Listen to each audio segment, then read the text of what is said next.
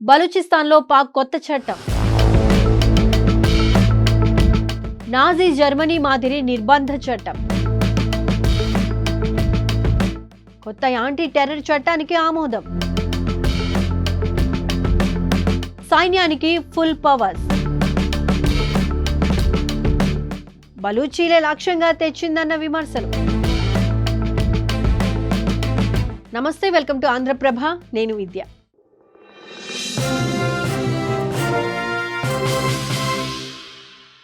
పాకిస్తాన్ కొత్త anti terror చట్టం 2025కు ఆమోద ముద్ర వేసింది. అదేంటి, ఉగ్రవాదాన్ని పెంచి పోషించే పాకిస్తాన్ దానిపై వ్యతిరేకంగా చట్టం చేయడం ఏంటనే సందేహం వస్తుంది కదా. ఉగ్రవాదానికి అన్నీ తానే నడిపించేది పాక్ అన్న సంగతి యావత్ ప్రపంచానికి తెలుసు. కానీ తాము కూడా ఉగ్రవాద బాధితులమేనంటూ సన్నాయి నొక్కులు నొక్కుతూ ఉంది. అంతేకాదు, దానికోసం ఏకంగా చట్టాన్ని తీసుకొచ్చి ఆమోదం తెలపడం గమనార్హం. పాకిస్తాన్ తాజాగా కొత్త ఉగ్రవాద నిరోధక చట్టం 2025ను ఆమోదించింది. ఈ చట్టానికి అక్కడి ప్రజల నుంచి, మానవ హక్కుల సంఘాల నుంచి తీవ్ర వ్యతిరేకత ఎదురవుతోంది. కాగా ఈ చట్టాన్ని ప్రధానంగా తీసుకొచ్చింది మాత్రం బలూచిస్తాన్ కోసం.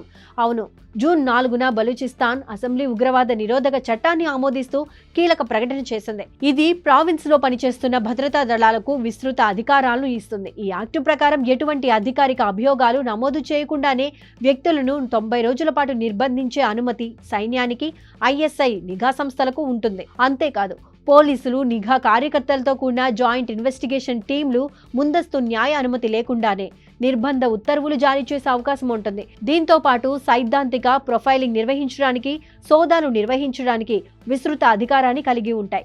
మొత్తంగా సైనిక సిబ్బంది ఇప్పుడు పౌర పర్యవేక్షణ ప్యానెల్లో కూడా అధికారిక పాత్రను కలిగి ఉంటారు. కాగా ఈ చట్టం తీసుకురావడానికి ముఖ్య కారణం బలూచీలు తిరుగుబాటును అణిచివేయడమేనని తెలుస్తోంది. బలూచిస్తాన్లో దశాబ్దాల కాలంగా బలవంతపు అదృశ్యాలు చోటు చేసుకుంటున్నాయి. ఈ క్రమంలోనే అనేక కుటుంబాలు కనిపించకుండా పోయినా తమ వారి కోసం వెతుకుతూనే ఉన్నారు. వారిలో కొంతమందిని పాక్ సైన్యం అపహరించిందని, మరికొందరిని చంపేసిందన్న ఆరోపణలు ఉన్నాయి. ఈ నేపథ్యంలో కనిపించకుండా పోయిన వారి గురించి వెతుకుతున్న బలూచీల కుటుంబాలలో ఈ చట్టం మరింత భయాన్ని కలిగిస్తోంది. అయితే పౌరుల హక్కులను కాలరాసేందుకు పాక్ ఈ చట్టాన్ని తీసుకువచ్చిందంటూ మానవ హక్కుల సంఘాలు మండిపడుతున్నాయి. ఇకపై సైనిక అధికారులు కూడా పరిశీలన కమిటీల్లో భాగం కానున్న నేపథ్యంలో పరిపాలనపై సైనికాధిపత్యం పెరిగే ప్రమాదం ఉందని ఆవేదన వ్యక్తం చేస్తున్నారు. ఇది దుర్వినియోగానికి తలుపులు తెరతీస్తుందన్న హక్కుల సంఘాలు సామూహిక నిఘా ముప్పు పెరుగుతుందని హెచ్చరిస్తున్నాయి.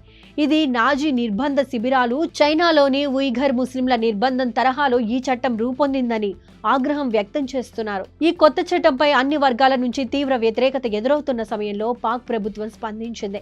ఇందులో భాగంగా ఉగ్రవాద నిరోధక కార్యకలాపాలను బలోపేతం చేయడం అవసరమని వాదిస్తోంది. ఈ బిల్లు రాష్ట్ర ప్రభుత్వ వ్యతిరేక కార్యకలాపాల్లో పాల్గొన్న వారికి మాత్రమే వర్తిస్తుందని చెప్పింది.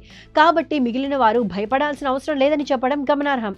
మొత్తంగా బలూచిస్తాన్లో వేర్పాటువాద తిరుగుబాటు, కొత్త దేశంగా ప్రకటన, సైనిక అణిచివేతలు దీర్ఘకాలిక అశాంతికి ఆజ్యం పోసిన ఉద్రిక్తతల సమయంలో పాక్ ఈ చట్టాన్ని ఆమోదింపచేయడం చర్చనీయాంశంగా మారింది.